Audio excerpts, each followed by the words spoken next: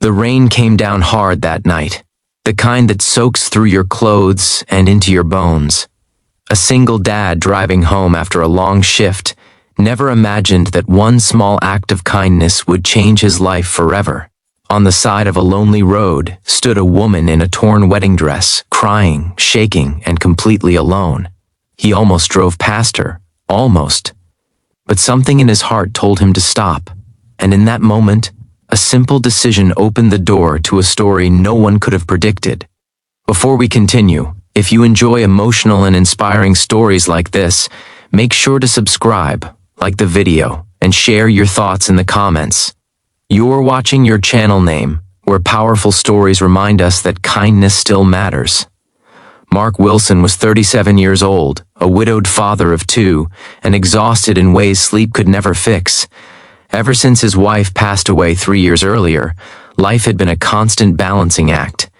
He worked as a night shift warehouse supervisor in Ohio, packed school lunches in the morning, and tried his best to be both mom and dad to his kids.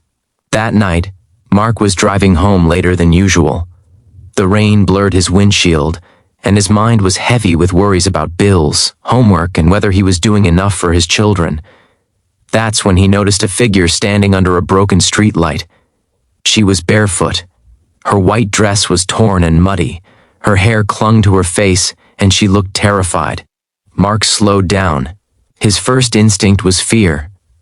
What if this was a setup? What if it was dangerous? He glanced at the clock, then thought of his kids sleeping at home. He almost pressed the gas. But then the woman looked up, and their eyes met. There was no threat in her eyes, only desperation. Mark pulled over. "Are you okay?" he asked gently, cracking the window. She shook her head, tears mixing with rain. I don't know what to do." Mark opened the door. "Get in. It's not safe out here." She hesitated for a second then climbed into the passenger seat, shivering. Up close, Mark could see her dress was a wedding gown, torn at the hem, stained, ruined. "My name is Mark," he said as he drove. "I'm not going to hurt you." "I'm Emily," she whispered. "Thank you for stopping." He turned up the heat and handed her his jacket. She clutched it like a lifeline. For a few minutes they drove in silence, broken only by the sound of rain. Mark didn't push her to explain. He had learned that sometimes kindness meant patience. Finally, Emily spoke. "I ran away from my wedding." Mark glanced at her but kept his eyes on the road. "That must have taken courage." She laughed bitterly, or stupidity. She told him bits and pieces. The wedding was lavish, hundreds of guests, a mansion, cameras, expectations. Her fiancé was rich, powerful, and controlling. Everything about the wedding felt more like a business deal than love. "I couldn't breathe," she said. "Everyone kept telling me how lucky I was. But no one asked if I was happy." When she ran, security chased her. She tore her dress jumping a fence and kept running until her feet hurt and the road went quiet. Mark listened. No judgment, no advice, just presence. He offered to take her somewhere safe.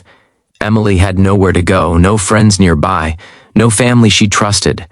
So Mark made a choice. "You can stay at my place tonight," he said. "It's small and I've got kids, but you'll be safe." Emily looked at him in shock. "You don't even know me." He smiled softly. "I know you needed help. That's enough." At home, Mark gave her dry clothes and made some soup. His kids, Lily and Ben, peeked around the corner. Curious but kind. Lily offered Emily a blanket. Ben brought her a glass of water. Emily broke down. No one had treated her like this in years. That night she slept on the couch, wrapped in warmth she hadn't felt in a long time. Over the next few days, Emily stayed. She helped Lily with homework.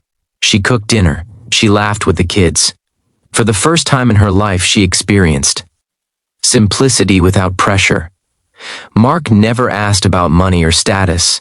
He never Googled her name. He treated her like a human being, not a headline. But the world outside was searching. News outlets ran stories about the missing bride of billionaire real estate heir Thomas Caldwell. Helicopters scanned areas. Private investigators followed leads. Mark had no idea. Emily eventually told him the truth about who she was, about the millions, about the power. Mark went quiet. "I'm sorry," she said. "I didn't mean to lie." He nodded slowly. "You didn't lie. You just didn't tell everything." He paused, then said, "You can stay as long as you need. But if you decide to go back, make sure it's your choice." That night, black SUVs pulled up outside Mark's house. Emily froze. Men in suits stepped out. One of them knocked. Mark opened the door. They identified themselves and asked for Emily. She came forward, trembling. But before they could say another word, Mark stepped beside her. "She's safe here," he said firmly, "and she decides what happens next." The men hesitated. Emily straightened her back. For the first time, she felt strong. "I'm not going back," she said. "And I won't be forced." Lawyers got involved. Statements were made. Cameras showed up. The truth came out about the controlling contract she was pressured to sign, about the emotional manipulation. Public opinion shifted. Emily was free. Weeks later, Emily prepared to leave. She had resources now, lawyers, a plan. But saying goodbye was hard. "You saved me," she told Mark, tears in her eyes. He shook his head. "You saved yourself. I just stopped the car."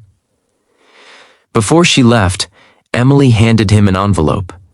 Inside was a check that could have paid off his house 10 times over.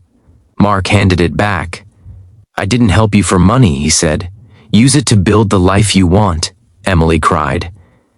Then she smiled. Months later, Mark's kids got a surprise. Their school was renovated. Scholarships were set up.